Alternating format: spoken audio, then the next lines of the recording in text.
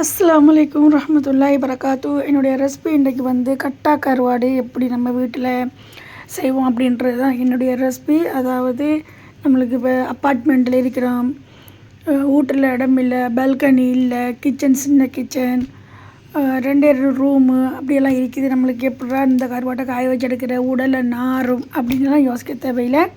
சூப்பரான ஐடியா உண்டு. நான் உங்களுக்கு இப்போ சொல்கிறேன் பாருங்க. இந்த ரெசிபி வந்து கருவாடு எப்படி நம்ம வீட்டிலே செஞ்சு எடுக்கிறது சூப்பராக இருக்கும். வெளியில் வாங்குறதையும் விட நல்லா சூப்பராக நல்ல சுவையாகவும் இருக்கும். இப்போ பாருங்கள் இந்த ரெசிபியை. கருவாட்டை பார்த்திங்களா, தண்ணி ஈரத்தன்மை ஒன்றுமே இல்லை. இந்த ஸ்டேஜில் தான் நம்ம கருவாட்டை எடுத்து கொஞ்சம் 2-3 நாளைக்கு காத்தாடுற மாதிரி நம்ம வச்சுட்டோம்னு சொன்னால் இன்னும் கொஞ்சம் ட்ரை ஆகி மாஷா அல்லான்ற சொல்லி சூப்பரான கருவாடு வரும். முதல்ல மீனை வாங்கிட்டு வந்து கழுவக்கூடாது. நல்லா அந்த எலும்பு கடையில் உள்ள ரத்தம்லாம் சுரண்டி நல்லா எடுத்துடணும்.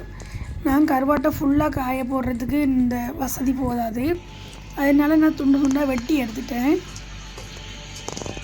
இது கட்டா மீன் ஃபுல்லாக தான் இருக்குது, ஆனால் நான் வந்து உள்ளால் வந்து துண்டு அடித்து எடுத்துகிட்டு வந்திருக்கிறேன். கருவாட்டுக்கு மாதிரி உள்ளுக்கு நல்லா கீறு போட்டுறணும்.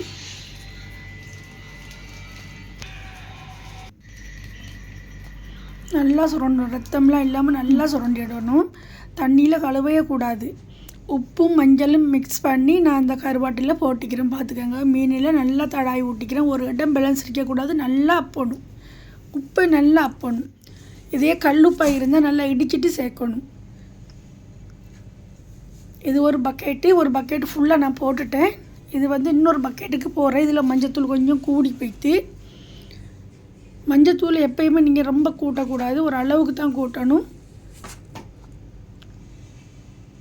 இது அடுத்த பக்கெட்டு, 2 பக்கெட்டு ஃபுல்லாக போட்டிக்கிறேன். நான் ஒரு 40 கிலோ மீனுக்கிட்ட வந்து நான் வாங்கி வந்து போட்டிக்கிறேன் கருவாடு.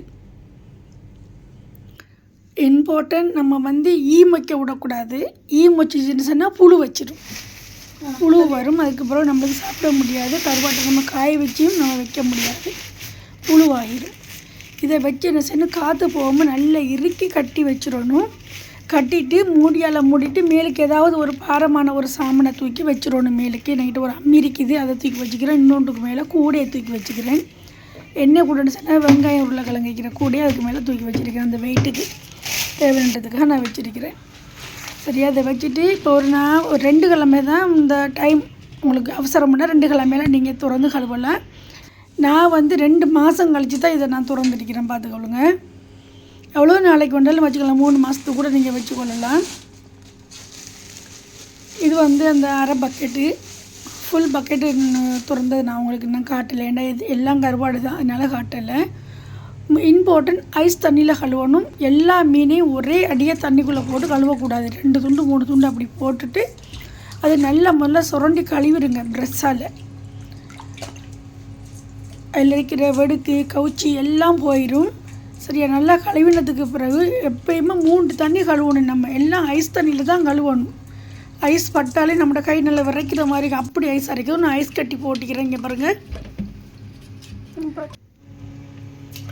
இப்போ நான் 1வது தண்ணி கழுவிட்டேன். இது வந்து 2வது தண்ணி கழுவிட்டு இருக்கிறேன். 3வது தண்ணி கழுவும்போது தண்ணி நல்லா சுத்தமாக இருக்கும். கருவாடு கூட நம்மளுக்கு அவசரத்துக்கு ஆக்கலாம் அப்படின்னு சொன்னாலும் கூட ஒரு அளவுக்கு அலசி நல்லா 2 தண்ணி 3 தண்ணி கழுவி போட்டு கூட நம்ம ஆக்கலாம். அப்போ நம்மளே கவுச்சி நாத்தம் இருக்காது. நான் இப்போ இதை கழுவி எங்கே வைக்க போகிறேன், ஓவனுக்குள்ளே வைக்க போகிறேன். இப்போ நீங்கள் வந்து நம்மள்ட்ட ஓவனில் இடம் இல்லை, ஒரு 5 துண்டு காய வைக்க தான் இடம் இருக்குது அப்படின்னு சொல்லி நினச்சிக்கின்னு சொன்னால் கொஞ்சம் கொஞ்சமாக கழுவி நீங்கள் காய வச்சிடலாம். இப்போ நான் ஓவனுக்குள்ளே வச்சதை காட்டல. இப்போ எடுக்க போகிற ஸ்டேஜில் உங்களுக்கு காட்டுறேன்னா 3 நாள் ஆகிட்டு இதுக்குள்ளே வச்சு ஓவன் மூடி வச்சுட்டேன். அடுப்பு ஸ்டோவெல்லாம் ஒன்றும் பற்ற வைக்கக்கூடாது, சும்மா மூடி வச்சிடணும் பச்சையாக. 3 நாளைக்கு பிறகு பார்த்தா இந்த மாதிரி வாடி இருக்குது. சரியா, இன்னொரு 2 நாளைக்கு வச்சிங்கன்னு சொன்னால் இன்னும் கொஞ்சம் நல்லா வாடிடும். அதுக்கப்புறம் கருவாடாகி வந்துடும். இங்கே பாருங்கள், இது இப்போ 5வது நாள் ஆயிடுச்சு.